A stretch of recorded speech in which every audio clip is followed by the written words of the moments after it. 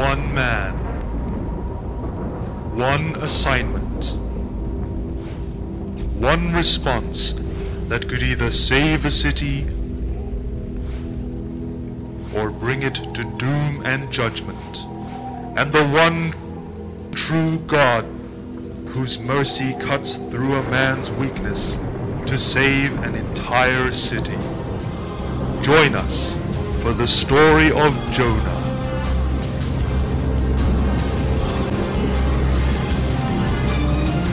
God revealed, revealed, revealed.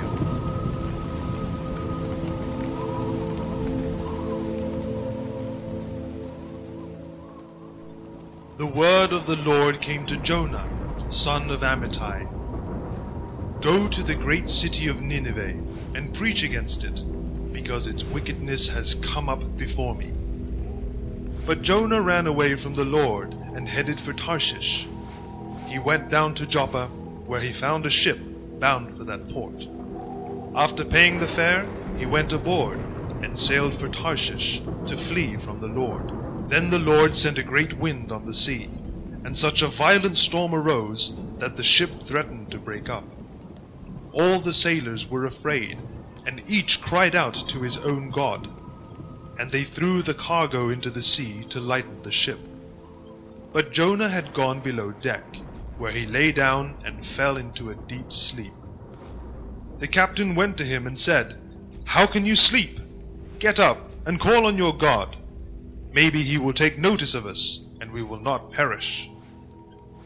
Then the sailors said to each other, "Come, let us cast lots to find out who is responsible for this calamity."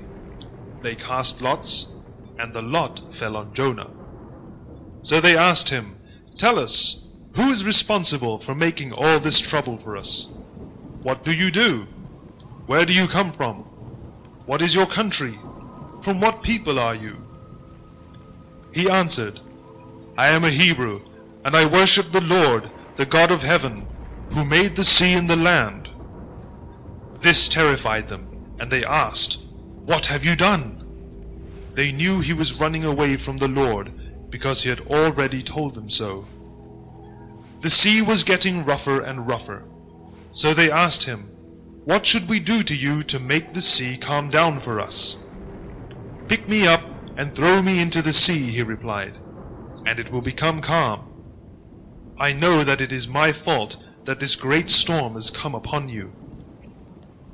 Instead, the men did their best to row back to land, but they could not, for the sea grew even wilder than before. Then they cried to the Lord, "O Lord, please do not let us die for taking this man's life.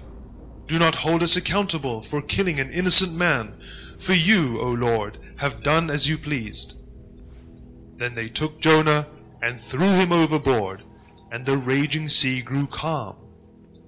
At this, the men greatly feared the Lord, and they offered a sacrifice to the Lord and made vows to him.